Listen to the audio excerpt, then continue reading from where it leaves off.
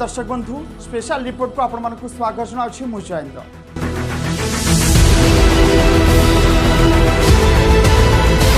Social media company रे नुआ IT नियम को नहीं फेसबुक व्हाट्सएप और ट्विटर रे भिन्न भिन्न मिथ्या तथा गुजब मेसेज भाइराल हेबार लगी। किछि दिन हेबो गोटे मेसेज रे दाबी करा जायछि जे नुआ आईटी नियम लागू हेबा परे यूजर्स समस्त व्हाट्सएप कॉल रेकर्ड हेबो और समस्त प्रकार गतिविधि पर नजर रखा जिवो। केवल व्हाट्सएप बाबद रे नुहे फेसबुक को नहीं मध्य दाबी करा जायछि जे कंपनी नुआ टिक सिस्टम लागू करा जायछि। दुईटी ब्लू टिक और गोटे रेड टिक रो अर्थ हेबो जे सरकार कार्यानुष्ठान नहीं पारंती। सेहिपरि तीनोटी रेड टिक रो अर्थ हेबो जे सरकार आईनगत कार्यानुष्ठान प्रक्रिया आरंभ कर दैछन्ती।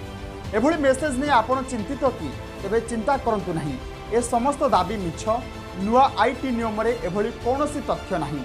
नुआ आईटी नियमावली को फेब्रुआरी 25 रे घोषणा करा जायतिला। मे 26 रु एहाकू कार्यकारी करा जायछि। हेले सोशल मीडिया कंपनी गुड़िक एहाकू कार्यकारी करे नाहंती।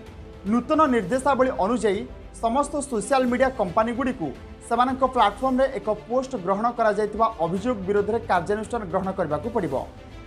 एहा अधीन रे कंपनी गुड़िक 3 जन अधिकारी नियुक्त करबाकू पड़िबो। एही अधिकारी माने केवल भारतीय होइतिबा आवश्यक।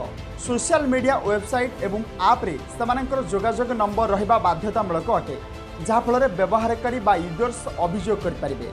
केवल एतिकी नुहे, एही अधिकारींको पई अभियोगर अपडेट देबा पई 15 दिनर समय सीमा मध्य स्थिर करा जायछि। एथि सहित कर्मचारी मानकू एही संपूर्ण सिस्टम उपरे नजर रखबाकू कहा जायछि। सेपटे व्हाट्सएप केंद्र सरकार को सोशल मीडिया गाइडलाइन विरोध में कोर्ट रे पहुंची। व्हाट्सएप कहवा अनुसार यार प्लाटफॉर्म में कौन मेसेज ट्रेस करा जाय परिबो नहीं। सरकार को गाइडलाइन कहूची जे आवश्यक पड़ले व्हाट्सएप को मेसेज रो ओरिजिन कहबाकू पड़िबो, अर्थात मेसेज ट्रेस करबाकू पड़िबो। हेले व्हाट्सएप यूजर्स को मेसेज ट्रेस करबाकू स्पष्ट मना कर दैछि। एमिति किछि स्पेशल रिपोर्ट देखबा पई आम सह जोड़ी होई रहितांतु। पुणी देखा आउ एक स्पेशल रिपोर्ट सह। तबे से पर्यंत विदाय दिंतु। रहुछि नमस्कार।